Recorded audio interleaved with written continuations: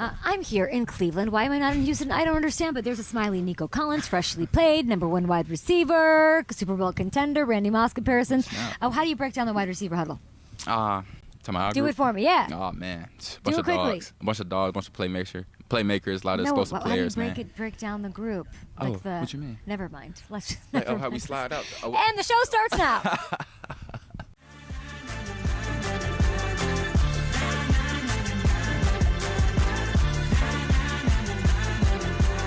All right, I'm here with Nico Collins. I got to get this right because they're great numbers. I'm talking Andre Johnson, DeAndre Hopkins. You are one of the only Texans receivers, you and them, to put up plus 1,200 yards in a season. How does that feel? How does it feel to belong here, to be paid by this team? It feels amazing. That's a great group of guys to be a part of. Legendary dudes, man, like Andre, Hall of Famer. D-Hop, dog, Cooks, dog. And just be a part of that. That group, man. It's amazing. But I feel like for me, it's just got to continue to go. How do you describe Nico Collins? What are you? I'm calm and collected. I'm a dog. I like to have fun, man. Play the game. You've been playing your entire life. Nothing major. Yeah. It's the same game. I feel like for me, it's just go out there and just be myself. You get comps to Randy Moss. It's amazing, a player that you loved growing up. I got to ask you, say dog. You said it a couple times. Dog, for sure. Did you play running back in another life sometime? I did play running back. No, I really did. You were so freaking hard to stop. I did, literally, for my dad. He was my coach, but I played running back up until Little League, up until middle school. Until I started growing a little bit, and then I had to play receiver. So I was like 6'4" in the backfield. It was crazy. You are so tall. So I kind of got my skills from that, being in the backfield and transition after the catch, Gotta be a running back. Practice ended here in Cleveland, and I'm watching you, and you're the last one off the field. Yeah. You go, give me that jugs machine. Need it. Hell or high water. Yes, Why? Man. Just gotta work on your craft. I feel like you can never get comfortable, never get, satisfied with your game. I feel like it's always, a limit, and I feel like for me, man, I'm just aiming for the stars, so I feel like you can never get comfortable. And there's always room for improvement on your game, and I feel like that's where I'm at right now in my career. Just trying to get better, trying to work on my craft, be there for my teammates, make plays for the team, man. So we jumping up and down on the sidelines, making plays. Nothing stops that enjoyment. You're very humble. That's what everybody tells me. DeMeco said it's amazing to watch, but when you're on the field, I'm like, oh my gosh, he's insane. He's an insane person. And then you get the contract. You are the leading receiver last year. It's a contending team. Like, this is a Super Bowl team. Yes, ma'am. What does it feel like to be the lead guy on a contending team? Man, it's amazing. It's an amazing feeling. Blessed. But I feel like we got a group of guys on the offense, man, that is anybody get the ball, big play is gonna happen. It's playmakers all over the football field, offense and defense. Our offense, man, I feel like for us, the sky's the limit. I feel like we just gotta go out there and continue to be us, continue to make plays, man, and not get too big in the moment, But I feel like for us, sky's the limit. Stephon Diggs is here. Of course, you got another guy in the wide receiver room. Big vet. Yeah, that's a nice smile. What does he bring? Leadership. That's one guy, man, you can always ask questions for, shoulder to lean on. He always willing there to give advice, him, Robert Woods, Noah Brown. There's guys like that been around the league for a minute, that know what to expect, that played in plenty of games. There's those type of guys you want in the room, and I feel like for us, we always critique each other, like, yeah, good route. And I feel like you do this better.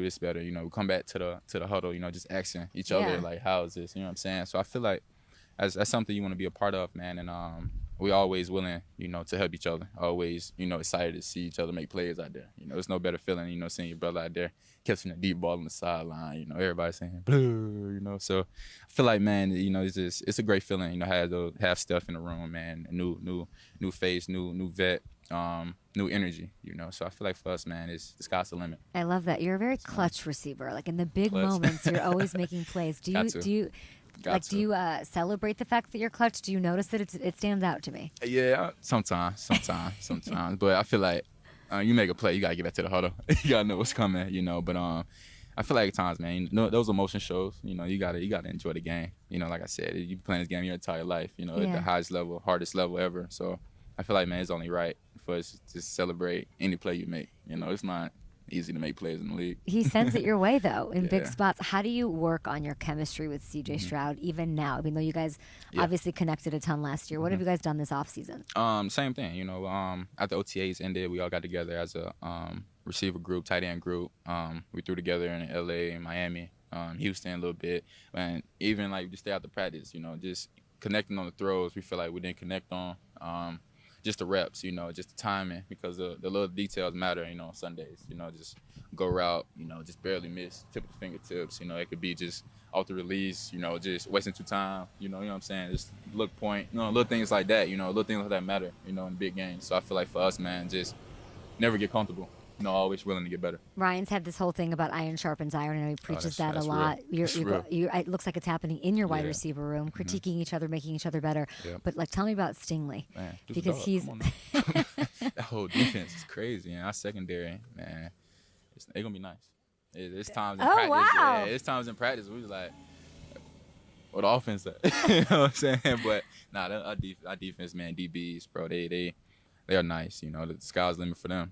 I feel like they got that dog mentality, Coach Nico getting them boys right, and the whole defense swarming. Okay, the whole defense who's winning more, Nico, right now? Who's winning more? I'm not going to lie. That D-line's getting better. Really? The D-line's getting better. Well, we winning. Of course, I'm going to say offense. Danielle is so scary. Yeah, sure. Why is he so scary? I've never been so tense in an interview. Man, it's crazy, especially like when I line up in the cut split and I see him like arms width apart from me. I'm like, yo, just don't touch me.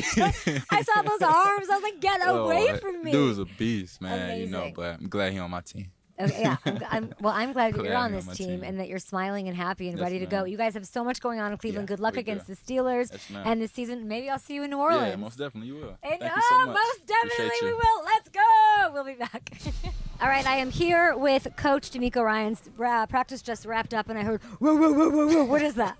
What is that? Who knows? Each group is breaking it down, and who knows what they say. But all of a sudden, I love the energy. I love the energy from all our guys. I thought it might be a nod to the Cleveland Browns because you guys are here in Cleveland this whole week. No. We're thankful to be in Cleveland. Thankful for University School having us here and being able to use their facilities. We've had a really great week of practice here in Cleveland. Coach Ryans, the reason we're here is because of Nick Caserio. We can talk logistics and all of that. You're playing Pittsburgh, blah, blah, blah, blah, blah.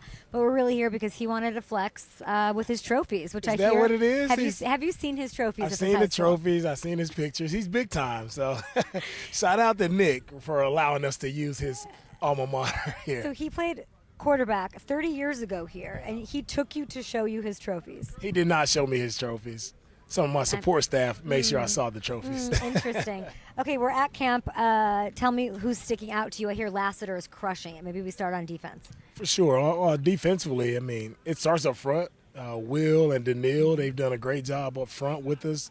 And then you go to the linebackers, adding Aziz Al-Shair to our group. His leadership and just his tenacity, the way he leads, the way he plays the game every day. He shows up at practice. So I'm excited about him. And then you go to the back end, right? A rookie who's shining, Kamari Lassiter, our second-round pick. He's done an outstanding job of just being consistent. He's being consistent. He's competing every single day. So I love what he's bringing. Petrie has done an awesome job this camp, and he's such a smart player. He's always in the right position, making plays every day. And our other young buck, Kalen Bullock, he's showing up. He's attacking the football, patrolling the middle of the field, doing an excellent job back there. So I'm excited about, we have some veteran guys and the rookies mixed in. I'm excited about our group. Outside of the changes, the additions, we'll get to the offense in a second. How is this camp unique to your first as head coach? Energy-wise. It's unique because it's not as hot. Okay, there's that. No, but the pressure's on. The heater's under your butts. Come on, let's be honest after last year. No, there's no heat for us. No? There's no pressure for us. Pressure is, it's only what do you put on yourself, right? And for us, even for last year, we always expect high expectations, right? And I don't know anybody who lines up and then is not expecting to be good, is not expecting to win. So every time we line up, that's why we put the work in, right? We put the work in to earn the right to be a good football team, and every time we line up, we're expecting to go play our best and compete and have a chance to win the game. Nick Caserio is probably living in a lot of nostalgia here in Cleveland. Do you show these guys your tape ever? No, I never show my tape. I try not to bring up like, oh, this is how I did it. Or no, I don't do that. If you had to show them one game from your NFL career, what would you show them, Coach? One game? Let's just live in the NFL nostalgia for a moment. Oh man, one game. That would be hard. It's a lot. A lot of good games. Yeah, so you were a pretty good player. I can't remember this one. You're not going to just go straight to 2006 Raiders? Are you joking? 2006 Raiders, a lot of tackles, pick, intercept, fumble. Let's read the stat line, shall we? This is unbelievable. I was like, I go, tell me, because I thought the Nick Caserio thing was so freaking funny that we're at his high school. I was like, let's go into DeMeco's bag here as as an Eagle, as whatever. 2006 Rookie of the Year. One of the best games a player's ever had, 15 tackles. You got one on Randy Moss, sack, interception, forced fumble, 3 PBUs, and a fumble recovery. You got to show these kids this tape. They don't need to see that tape. I love watching them. They don't need to see me. Old, big linebackers. I couldn't play today. I'm too big to play, not fast enough. So I like watching them better than myself. They've got a lot of energy. You got a big game against the Steelers, preseason game. You're trying to answer some questions for yourself between you and Caserio. I was with Tomlin. I was in Latrobe, and we batted around this idea of being a player's coach. Are you considered a player's coach, and what is your relationship with that label? Yeah, I think when it comes to being a player, I think you have to ask the players. But for me, it's all about relationships, right? Whenever space you're working in, right, being the leader of this team, it's just about the relationship building piece. And for me, being a leader, it's all about serving. So how can I help players? Okay. As players on the field, but it's also off the field, just caring about guys as men, not just as his player number, whatever it is. Like, how are you doing off the field as a man is genuinely caring about them, right? Taking their input into what we're doing, right? It's about us collaborating together. It's not about I'm the guy up top and I have all the answers. I don't have all the answers, but together we can figure out the answers. And that's what I believe coaching is. It's truly about, you can coach guys, you can push them hard when you know them, and when they know that you genuinely care about them. That's how we have a great relationship with all our players. I don't know you, but I know people who are around you and have been coached by you, and I think you do a really beautiful job of letting the players be themselves. And I see that with CJ Stroud. I see that with him, his podcast, his being his vibrant personality, what he does even out there when he's playing. But you're a defensive-minded coach, by the way. I mean, you this is what you are. Using that lens, what is it, one specific thing that makes him on the field so freaking hard to stop? What makes him hard to stop on the field is just, when the ball is snapped, right, he's one of the best at putting the ball wherever he wants to put it. You talk about accuracy, he's pinpoint, and he puts it exactly on the money. And he has some really good guys he's throwing the ball to who makes him shine. So but it's just, that's one piece of it. But I think the biggest part is just his leadership and his competitiveness. It rubs off on everyone in our locker room. Like, even if they're in the locker room shooting hoops, like, they're in there going at it. It's a big ruckus, like, everybody, because he's just so competitive. And competitive, he always wants to win. Whatever the situation is at practice, he wants to win the play, win the down, win the period.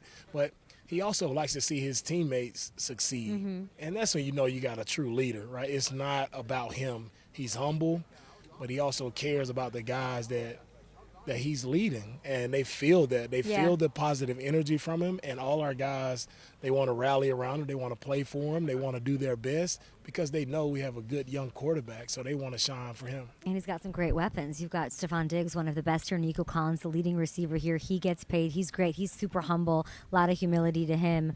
Stephon Diggs, I heard, was helping coach up DBs.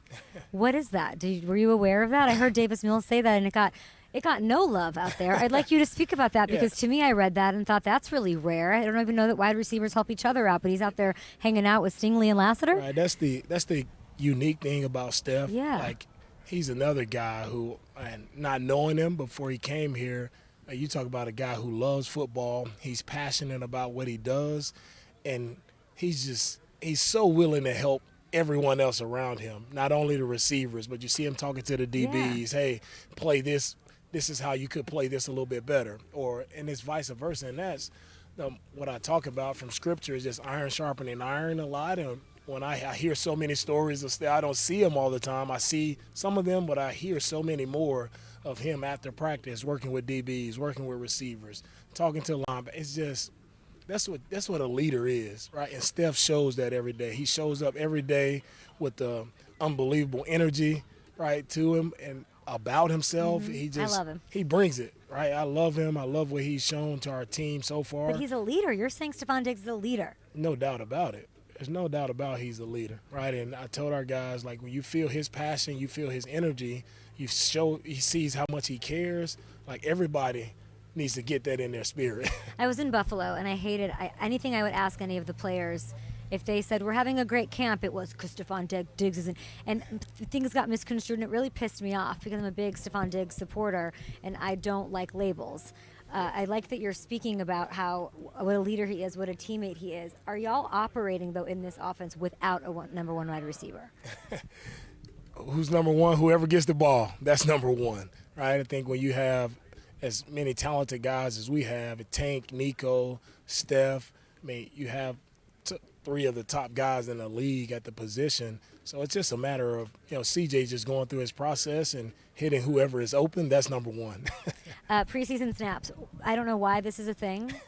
I don't know why. Like, it's bog. I would like to ask you that, actually, because as a former player and now coach, like, I know that if you give me the snaps, it will do well for me and I will go viral. I don't know why we care otherwise. Why do we care? Why are us reporters so obsessed with who's getting what and when? Football is back, right? Football is back. Everybody's so excited to actually see the starters get out and play. How many snaps they're playing? No, that's such bullshit. That is such an optimistic way to look at it. You know what it is? I feel bad for y'all because the decisions you have to make, one drive or two or whatever, everyone just wants to know so they can pin it on you if it goes poorly. Yeah, that's it. And I hate that for you guys. That said, how many drives will I see C.J. Stroud in against the Steelers? We'll see. I don't know.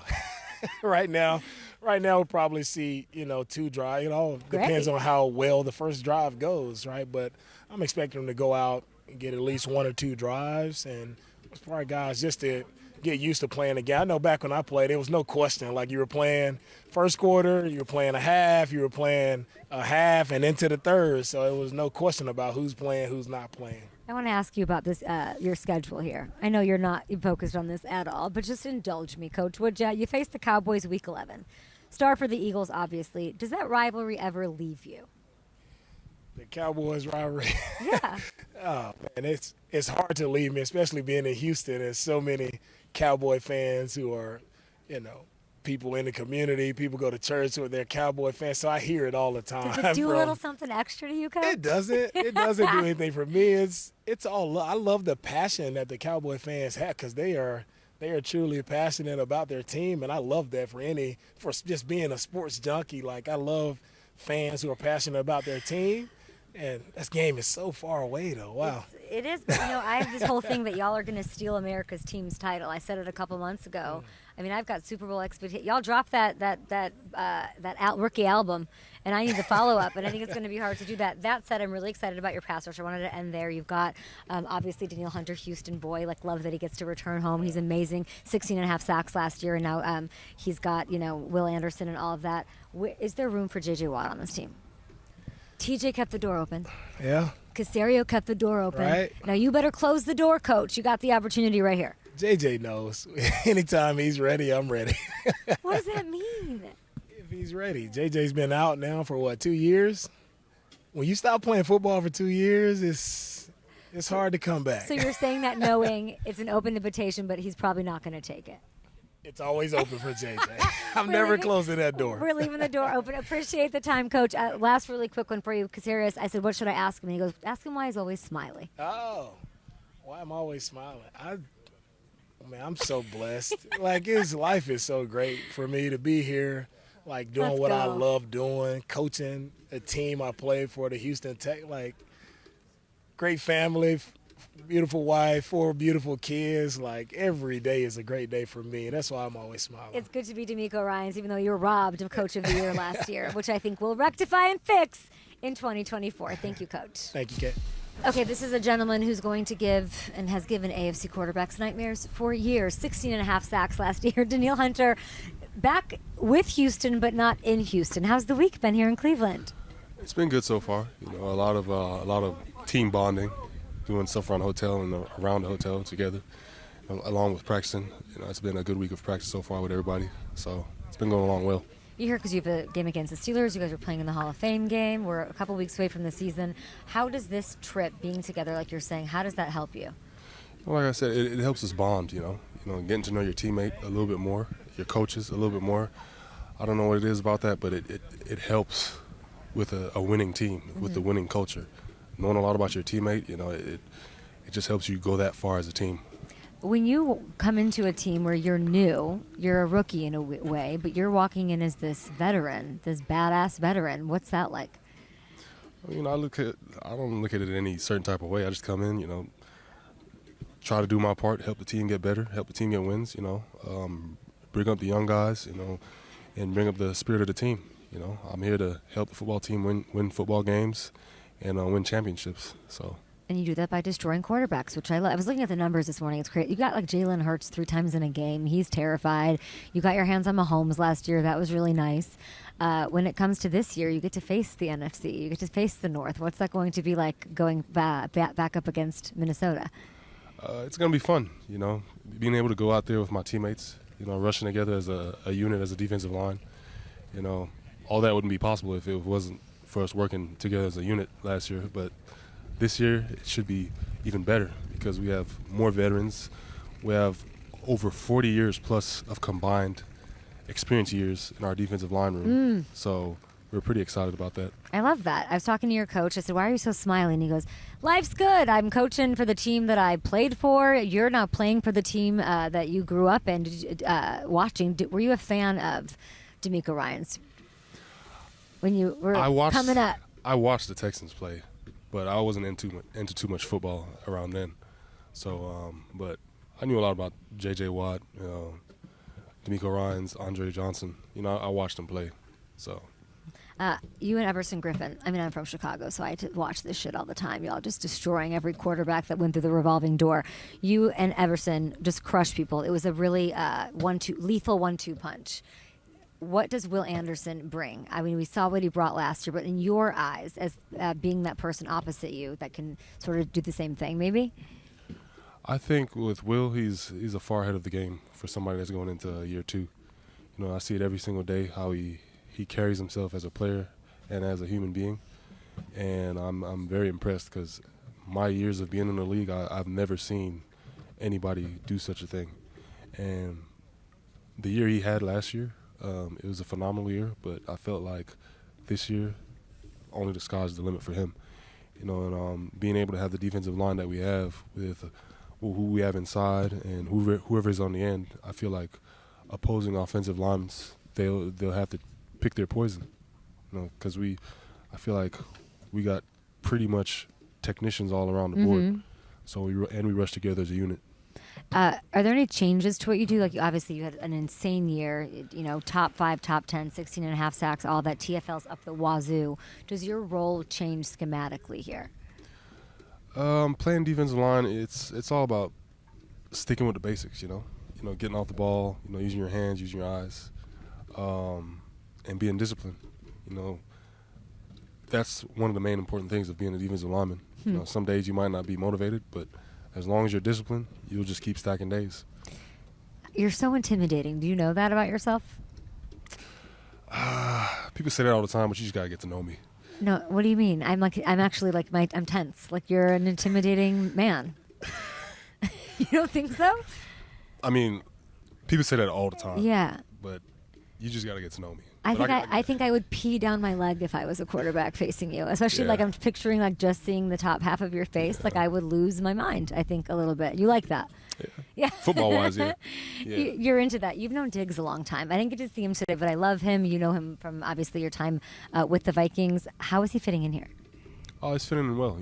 Coming along with the team, leading however he could lead, making plays whenever he needs to make plays on practice. He's done a good job so far. Playing with him back then, I seen his game go from here to here. And that's expected as a veteran that's 10 years in. So I'm really happy to see him doing well. And I've got Stroud throwing him the ball. We all see the highlights. We know what he can do out the gates his rookie year. When you're out here in practice, all the reps you have, the scrimmages, all of that, has there been a wow moment of you watching him and being like, okay, here we go? Yeah, I definitely see it all the time, because him being able to focus down the field, and one of the things I'm mostly impressed about him is how he steps up in the pocket. He could, I don't know if he has a third eye or something, but he feels the rush coming, and he's able to step up, making it that much harder for us to get to him. But that's been really impressive, and the kind of throws he's been making in practice. Also, with the connection of Diggs and CJ, I think I've seen something like that in the Pro Bowl because I was watching them. We were going against them in the 7-on-7 deal, and they had like a good connection. So I was like, oh wow, they seem to connect really well. Wait, and then he's got Nico too. So it sounds like everybody's going to eat. Pierce is looking good. This offense is clicking. Oh, definitely. And our defense really push them every day. Because we swarm, and no matter what it is, we're going to try and swarm. And at the end of the day, that's just going to only help the offense get better. Is there a world where Diggs is the number 2 receiver and that's okay? Knowing him as well as you do. I feel like Diggs, he's a competitor. He's always going to go out there and give his best. He's always going to go out there and give his all to the team. So at the end of the day, I see Diggs as a player that's always going to give his all. He has emotion for the game. He loves his game. So he's going to do whatever he needs to do out there and give it all for the team. I'm thinking about if I was talking to Jordan Love yesterday about they don't have a true number 1. They don't want to name one. It's not a big thing. And it works. It's okay for all of them to feel like the number 1. Like Diggs can just operate thinking he's the number 1. And that would be, I don't know. I'm just trying to figure it out. I love Diggs. And I think his passion is like a 10 out of 10. Exactly. And I feel like the skill set with all our receivers is all the same. Yeah. Each person has something that they do very well. Scary. And that's just what it is. Each person on the football team has a different skill set of what they're good at. Yeah. So I believe in different situations we're going to need a different type of receiver. So it makes sense. So numbers don't matter except yours because you're wearing this 55 and it's throwing me the F off, Danielle. What is this? I mean, it's the same double-digit trend from what I brought from Minnesota, but out of respect for JJ, he wore 99 for the Houston Texans, and he did a lot for the city of Houston. So it's only right to just let it be for him. To coming into a new team, new number, but keeping a double-digit number trend. So I kind of like it. I do like it, but it was just your idea. There was no discussion about it. You were just like, this is what I'm going to do. It's very freaking cool of you. I mean, it definitely had to be the same digit. So, but I feel like 55 was the best looking one out of all of them. And you can make a whole new chapter in your story with this. I think you're just going to crush a bunch of quarterbacks along the way, which I love to see. I think this might be a Super Bowl team, Danielle. I really think it might be. I mean, we focus day by day, one practice at a time, one play at a time. We're only as good as our weakest link, so day in and day out, it's all about just stacking days. Yeah. So chances J.J. Watt plays on this team in a 99 this year sometime. What are the chances? I don't know much about that, but hopefully he comes back. We could use any kind of help we could get. We could use it. So with him, it'll be a plus. Open arms for J.J. Watt all around. Yeah, all right, Danielle Hunter, we appreciate you lose your. I mean, the intimidation. My blood pressure went down as the interview went on. Thank you so much for joining me. Good luck this year. Happy to see you playing for Houston on a team that I'm going to say is going to be in the Super Bowl. This is a Super Bowl bound team here in Cleveland, in Houston, and just crushing quarterbacks all the way through. We'll be back. A couple months ago, I said, I think the Texans are going to be my team, repping the AFC in the Super Bowl as I sit here in Cleveland, not Houston. Cleveland, as they brace themselves for preseason action up against those Pittsburgh Steelers, I just have the same energy. Big thanks to the Texans, the whole organization. Got to kick it with Nick Caserio, who went to high school here. That had to be weird, a lot of nostalgia. He told me he doesn't do anything for me to be here, but it does. Love talking to him. And if I was Nick Caserio, I would just be on the cover of everything. I would be doing the media tour and just shaking hands, kissing babies, because I am crushing it. Will Anderson, C.J. Stroud, bringing in Danielle Hunter. And it's my one takeaway from here as I bring in the ham. My biggest takeaway is that C.J. Stroud is going to overshadow everything about this defense that nobody's going to see coming. And it makes sense. We work in national media. We worked on Good Morning Football. We know storylines. What's the sexy name? And that's C.J. Stroud, right? And he deserves it. Yeah. He's incredible. But we are overshadowing a defense that is beating the offense in training camps, brings in Danielle Hunter, who's intimidating AF, and we got to talk to, and has maybe the most unheralded secondary in Stingley and Lassiter, who's locking people up. Yeah, and let's not forget, Stingley was taken ahead of Sauce Gardner for a reason. He was the number 3 overall pick, and when he's been on the field healthy, he's been great. We haven't seen him put together a full season yet, but it sounds like out here he is healthy and he's locking people up. Hearing Nico Collins admit it, the offensive guys never want to admit it. Never. The fact that he admitted it is pretty telling. Top 5 defense, potentially? I think so.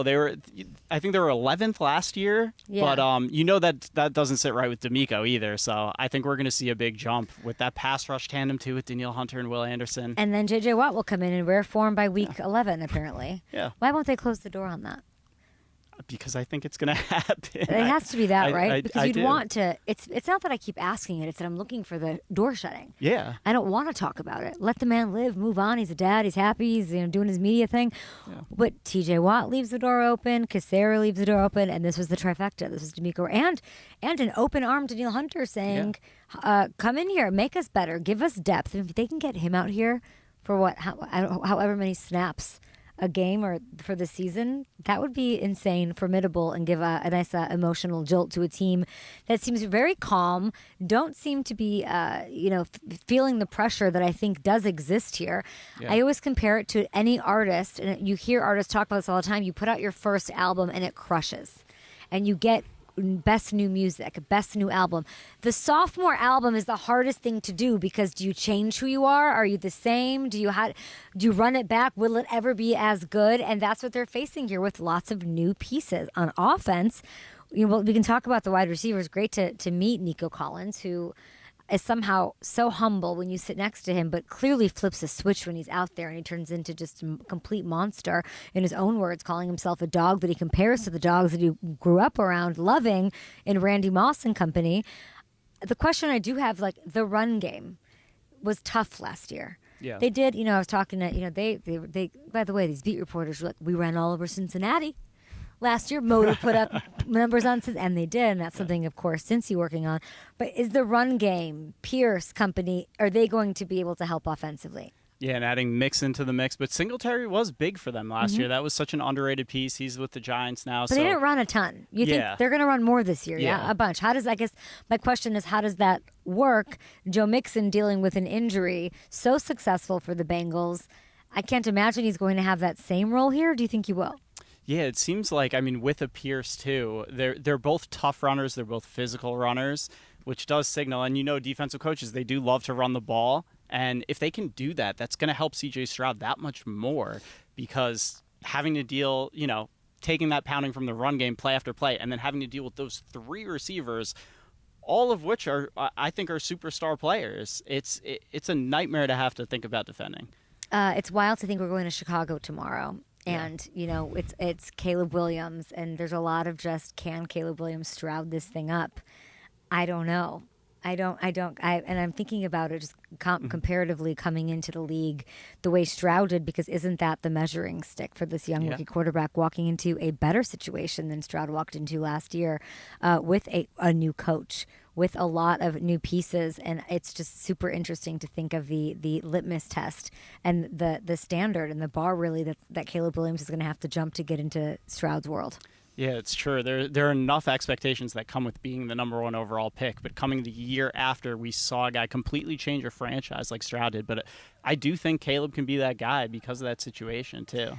Caserio just makes me so happy, knowing him in New England. Not that he was not given love, but everything was in the shadow of Tom and Bill, and mostly Bill, especially on the personnel side, which also isn't, by the way, all shine. He got so much shit for drafts and stuff like that, but Caserio was always this Mysterio feature, this figure that we didn't really know much about. He was he's hanging out with Ernie in the basement, just with abacuses and watching tape nonstop.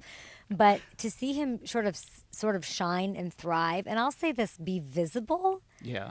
Like, I mean that. I'd be doing every media jaunt in town if I was him, just to, getting all the flowers because he deserves them with what he did. Yeah. He in one night, I remember this. We're at the draft. I didn't go. It was Kansas City. Yep. I didn't go to the draft. I was eating soup in my bed in Kansas City. Hamilton was there. Richard Issakow was like breaking rules, doing something, trying to get closer to the stage of the draft. You guys were all out there, and they swing this trade. They make these two moves, and the exchange between Hamilton and I are like this freaking guy. Yeah. This guy. And what he did in that moment was change an entire team, not just now, but what it's been looked like for its entire history. And he flipped the complexion immediately in the AFC in the whole game. And him doing that with a one shot just shows you a lot. And we both kind of knew that it was game on.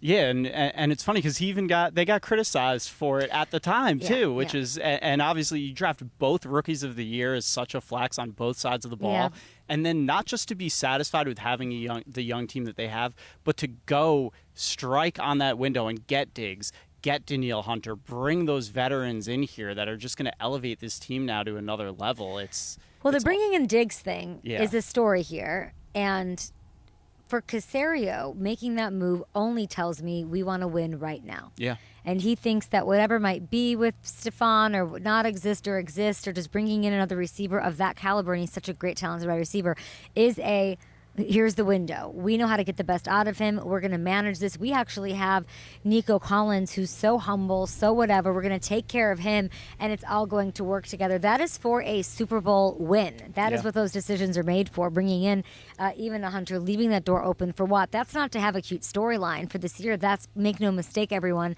If they're in contention, they need some depth. They want a little jolt of energy in the locker room. That's what that's for. But that's all with one thing in mind, and that is the Super Bowl, even though they're pretending it's not. Yeah, and I loved hearing what the guys had to say about Diggs between DeMeco and Nico Collins. What was the first word when you asked Nico about Stefan Diggs? Leader. Yeah. Do we hear that often in Minnesota and Buffalo? I don't remember hearing it a ton. And it's not that it was total bullshit, that there wasn't something going on or whatever. But sometimes people just find a home and find where things work. And sometimes change is good. And sometimes, everyone should just move on and be happy. And all I would want is for Stefan Diggs to be happy here, make an impact. And, some of the best, not the best advice that I don't know how to say this. Michael Davies used to say this to me all the time, the guy who created Good Morning Football. He would say, your greatest strength is your biggest weakness. And mine, just TMI here, mine was that you never think you're good enough. Yeah. And so he would say to me, it's your greatest strength because you're just like, let's go. I need more. I need to do more. I need this. But it's also your greatest weakness because you don't stop and say, I'm good. There's not a limit. And with Diggs, I look at him, and I'm such a fan of his because he's got do boldly what you do with all passion. Yeah. And his passion is his greatest strength. It's what makes it give me the ball in the big moment, mini miracle, passion, emotion, all of that. But that can also be the thing that you need to work on, too, that can, destroy you. And that's something that I've loved watching that with him. It makes him who he is. I'll take both if that gives me the Stefan Diggs that I want to be this leader on the thing. But make no mistake, and it's not a PR line. It is. I actually was talking to the beat reporter guys too. They said leader coming in here and doing stuff up against Stingley. They stopped down Lassiter, and they're working on it with each other. Stefan's showing him how he runs the route the way he runs it, and that's a beautiful thing for this team. Yeah, and that's so far above and beyond what he has to do. He doesn't have to stop down and do that, and it's going to make these guys that much better to know how an elite receiver thinks. It's such a cool thing. And it seems like the makeup of that receiver room is perfect for him too, because they're younger guys that I think have a reverence and respect for what he's done in this league and what he's going to bring and how he's going to make them all better. What did Nick say to us when we did it was in the off season, we got Caserio on Up and Adams, and he said that this receiver room has a lot of depth and that they sort of don't even know who's doing what, right? They're still trying to figure it out. Yeah. It's pretty lethal. It really is. I mean, it's so talented. And Tank Dell being back out here, too, with what he can do out of the slot, it's going to be a headache. I'm interested. Yeah. I'm intrigued. Where do you have them? I mean, I think they're going to be right there for that AFC Championship. I think they're going to be right in that mix with Texans, the Chiefs. Lions, Super Bowl?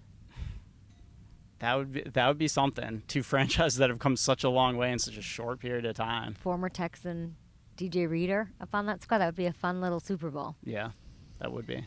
A lot of offense in that one. Yeah, I love it. I'm trying to think of anything else that we saw or noticed today. I don't know. We're going to Chicago tomorrow. Very excited to see what the energy is like there. A lot of expectations. I'm not going to do the hype train for them, I don't think. Yeah? I don't think undersell, over deliver. I don't like all the hype.